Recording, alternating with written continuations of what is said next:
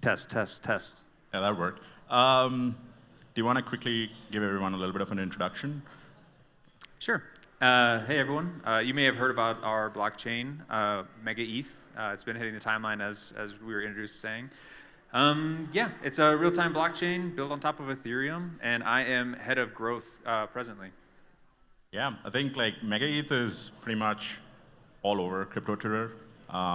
Everyone's talking about real-time blockchains and how that impacts the world computer. Can you elaborate a little bit more? Like, what is real-time blockchains? Yeah, that's the tagline, right? So, like, what does the tagline mean in technical terms? For us, what it is the responsiveness of a chain, right? And that is only enabled by being a layer 2. And by being a layer 2, we can move consensus outside of the hot path, right? We never have to have a bunch of blocks agreeing on, or a bunch of validators agreeing on stuff. And by doing that, it means we can centralize the block production across singular sequencers and have them basically respond to users in what would be the instantaneous time frame, which is roughly around 100 milliseconds.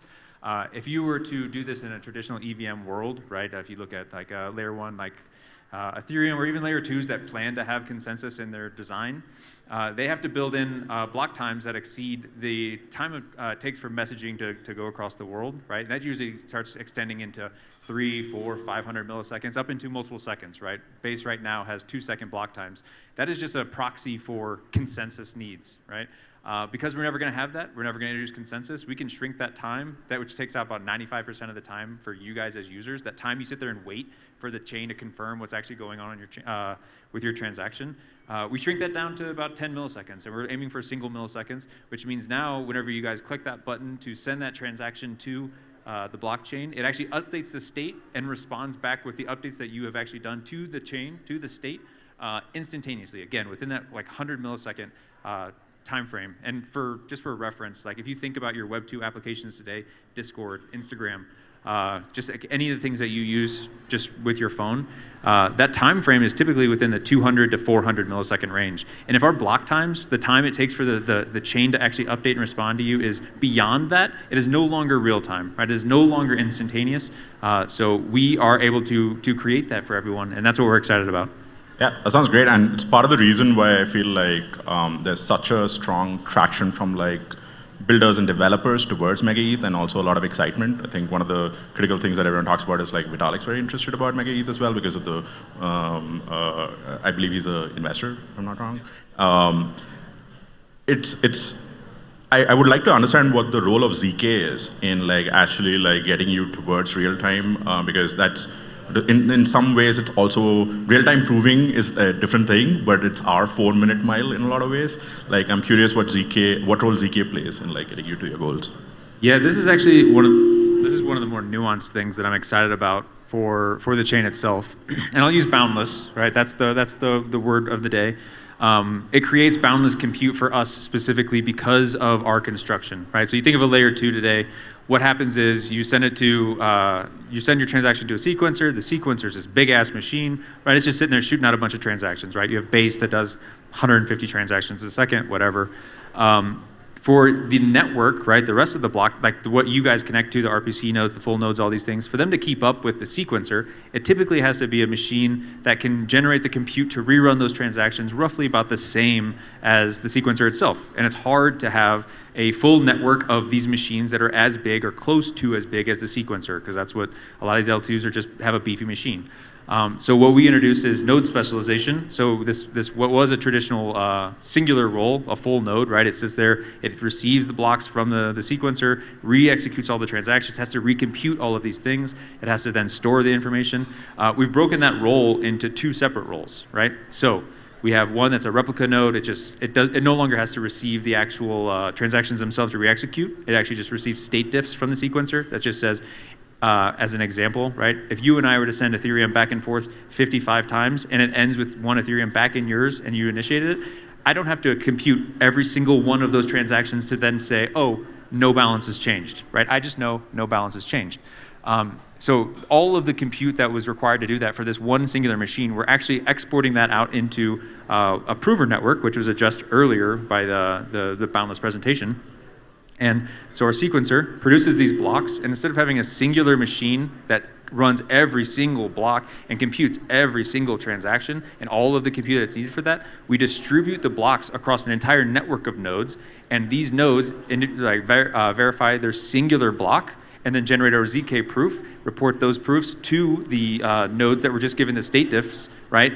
And that means now the compute is distributed across an entire cluster of nodes as opposed to every single machine having to have matched compute with our very, very large, very, very responsive, very, very performant sequencer, right? So now, how this translates to developers, users, whatever, compute on chain is gas, right? If you want to have a network of nodes, all roughly the same hardware requirements, you have to impart on them a limit to the amount of compute that they can actually generate, right? And that reflects in gas limits. On Ethereum, it's like 30 million gas, right? You have to, that's the contract between the thing producing the blocks and everyone else in the network who can keep up. They say, if you have a CPU that can keep up with this amount of gas, you will be able to keep up with the blocks that we produce, right? So now, because again, that compute is distributed across everyone, we remove that limit. Now, developers no longer have contract sizes, right? The 32 kilobytes of the contract that you were deploying, whether it's for on-chain art or DeFi positions, all of that is now gone, right? It's because we don't have to have these these nodes be able to compute arbitrarily limited blocks, right? So it's boundless gas because we use ZK of this prover network. What I'm excited about. It's creativity boundless. Exactly. That's our CEO calls it the scarcity mindset. That sort of like exists everywhere. As you're building your application, the first thing you sort of think of is like, how do I fit it into the block? How do I fit it into like whatever little box that like the blockchain's already put me under? In a lot of gas golfing, right? You have these developers that come to the table and they say, oh man, I want to do this. I literally cannot do this, so I have to learn the sequence of my opcodes in my contract in order to make this more gas efficient, right? You remove that, like you give them flexibility. We now move limitation to like bandwidth and storage as opposed to, which is cheap, right? Yep. Storage is cheap these days. Compute less so, and bandwidth even less so, right? So we just shift the constraint from raw compute to bandwidth actually.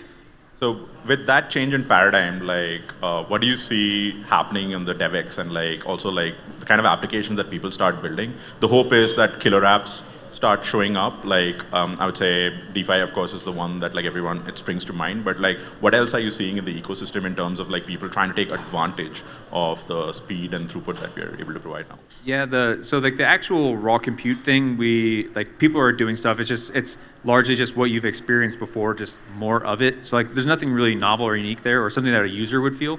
The real-timeness, again, the responsiveness of the chain because of the state updates. We're already seeing, we have a group of about 17 teams in an accelerator that we run. It's called Mega Mafia. We have applications, like every one of those are very, very pointedly focused on taking advantage of the real-time aspect of our chain. A great example of that would be Euphoria, right? It's a trading app, right? It's very simple. But they're pioneering something called tap trading, right? So again, if you remember what a block time is the time it takes for your chain to say like your thing is real, right? It's true in our world. You place a bid, your bid is on that chain, and someone can act upon this bid, or your trade has settled. All of those things, right? The time it takes for that to report back to you as real.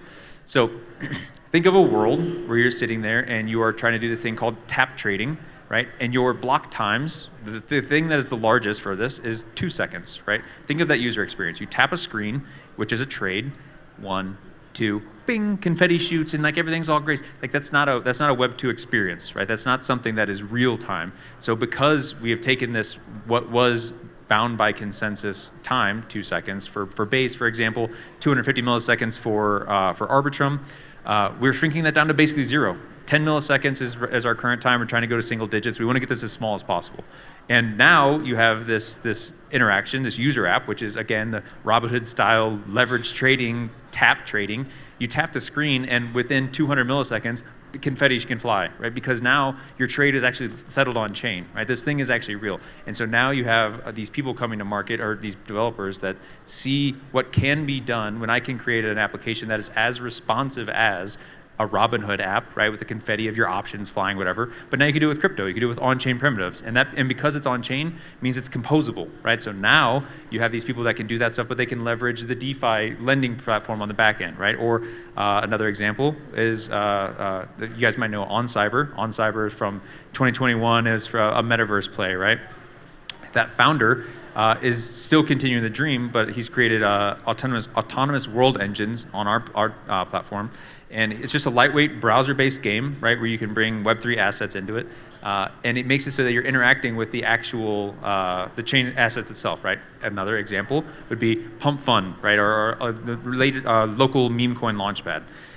You can have it, he's the demo on his Twitter account, right? A portal at the top of the screen, you load in, you're running around, and the coins launched from the local launchpad are dropping through the ceiling of this game, right? It's lightweight, it's in browser, you're not downloading this stuff. And then every time you touch one of these blocks, which are the size of the market cap relative to the other market caps that are there, has a picture of the picture, you bump into it, and you just bought $1, $10, whatever of this meme coin, right?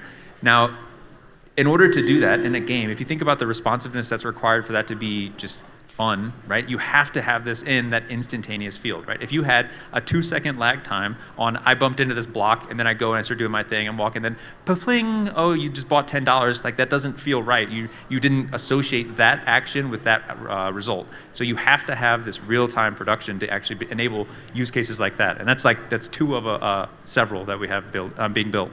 Yeah, I mean, that sounds really fantastic. I am actually quite curious what your next, 6-month, 12-month, 24-month sort of roadmap looks like. What is what's your North Star? Like, I think, it sounds like quite an ambitious play. So yeah, curious.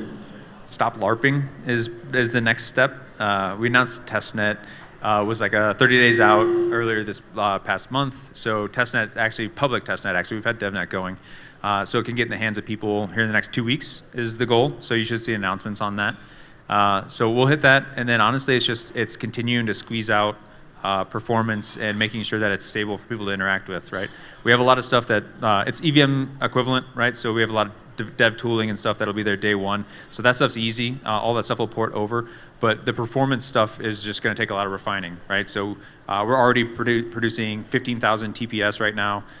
Just sequentially, we don't even have parallelism enabled, right? So it's already very performant. But honestly, that isn't the important thing. We want to get the latency down as low as possible. We're right now averaging around 12 milliseconds block time. We want to get that down to single digits. And again, that's coming here in 2 weeks. You guys get your hands on it, and then we just keep iterating towards mainnet. Do you feel like in ETH Denver 2026, you'll be like saying like, oh yeah, we're like single digits or like even lower, or? Yeah, it's totally within range. Like the team is singularly focused on performance, right? We're unapologetically like seeing that the world has shown an appetite for on-chain experiences that are highly performant, right? You have your hyperliquids of the world. Solana clearly has eaten a lot of the market share recently.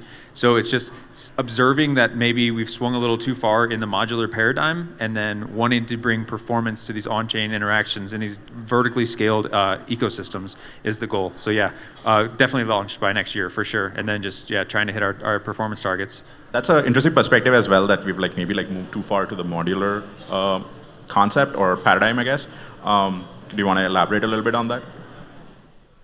Yeah, I think it's just something that humans tend to do a lot, right? We see something, we think this is the answer, we over-index on the thing, and then the pendulum swings back. We did it with, it's frankly every cycle, right? It's just market psychology. It's just like, everyone thinks this is a paradigm shift, this is the thing, we overdo it, and then we come back to the middle. It always lands in the middle somewhere, right? So we had like the whole monolithic versus modular, like you can argue whether or not you think that's even a real debate or not, or integrated versus monolithic versus whatever.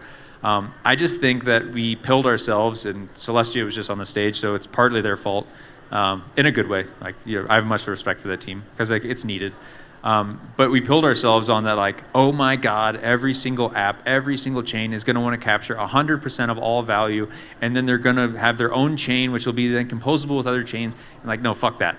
Like, I think the market has shown that we swung too far. We have too many chains that are trying to do this horizontally scaling thing. I'm frankly skeptical of the time horizon it'll take for interoperability to happen between all these other chains. And people just are willing to give up a little bit of their own value capture to be in these singular composable environments, like a Solana, right? The fear is, oh, Pump Fund is doing so well, they're gonna go launch Pump Fund chain, and then they're gonna create Pump Fund wallet, and then they're gonna do, but like, they're like, not all chains wanna capture 100% of value, and you will see that stuff, right? Like the unicorns of the world, like ironically Uniswap, right? Launch their own chain, do their own stuff, but that usually comes after they've already reached PMF to such a degree that they're making hundreds of millions of dollars and can support that. The other end of that spectrum, as like an example, is Degen chain, right? Degen was a coin that launched on Farcaster, and they're like, oh, we're gaining so much momentum, let's go launch an L3 on Base, and then they got fucked. Right? They went there, they didn't have the keys to their own chain, they ended up getting like held hostage by the RAS provider, and then they jeopardized their funds, the users' funds, because they didn't have control of the infrastructure, because it's not, frankly, that easy to have a technically distinct technical stack. So like, I think we've over-indexed on thinking it's all getting commoditized, everyone's gonna do all this other, like their own stuff, it's all gonna be interoperable and seamless and whatever. I'm skeptical it's going to happen, and I think the market's going to settle back to these large state machines.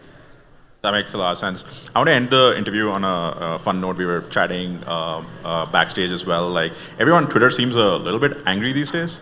I am curious because the first time I met you, you had like a smile on your face, and you still do. And I am curious how you keep it together and also like chill out, because in your role, I'd imagine you get exposed to Twitter a lot. Like I'm curious, how do you keep your cool? I think it's just understanding that most people are just trying their best, and that like, no one fucking knows the answers. I think that's part of the appeal of this industry, is that singular people can have so much impact if they just put in enough work and their idea is credible, right? So like even like valuation models of like, what is, like, how do you value these tokens? Like, what is the future of the industry? Like, you can literally just have someone, it's kind of like referred to as like the lowercase r researcher, right? Like if you can just come objectively look at stuff and then just like put up a thesis and like make it credible, like people will show you respect, you can grow, you can like actually like manifest these ideas that you have. And I think, again, being humble enough to just recognize that most people are trying their best, even if it is misconstrued. So I usually try to give people a little bit of like slack, and it's competitive, I get it. Like there's like, people are gonna go at each other's throats, whether intentional or not. So just, yeah, understanding that most people are human. Most people are not malicious, or not trying to do things maliciously, and often it's just misunderstood stuff. And trying to find the nuance in conversations, because usually, again, everything lands in the middle. So you can have differing opinions, and that doesn't make things wrong. That's actually another reason why, like, I straight up say, like, L2s are competitors. Like, yeah, of course we are. I think people are so sick and tired of seeing that people saying like, oh no, we'll grow the pie, everything's all nice and great, and like not objectively saying like, no, bro, like one user is going to go to one place, and you're seeing 90% of volume dollars go to Base as an L2. Like, fucking of course it's stealing from Linea. Duh. Like, that user's not over there because they're trying to be composable with that. There's perfectly good block space on Zora. Why aren't they spending it there whenever Base is doing this stuff? And it's just like, being objective, understanding that there is no answer, and like trying to just be human with it all, I think just resonates with people, and people give me grace because of that. Sounds great, and that's a great note to like end the interview. Thank you so much for your time. Yeah, thanks for having me.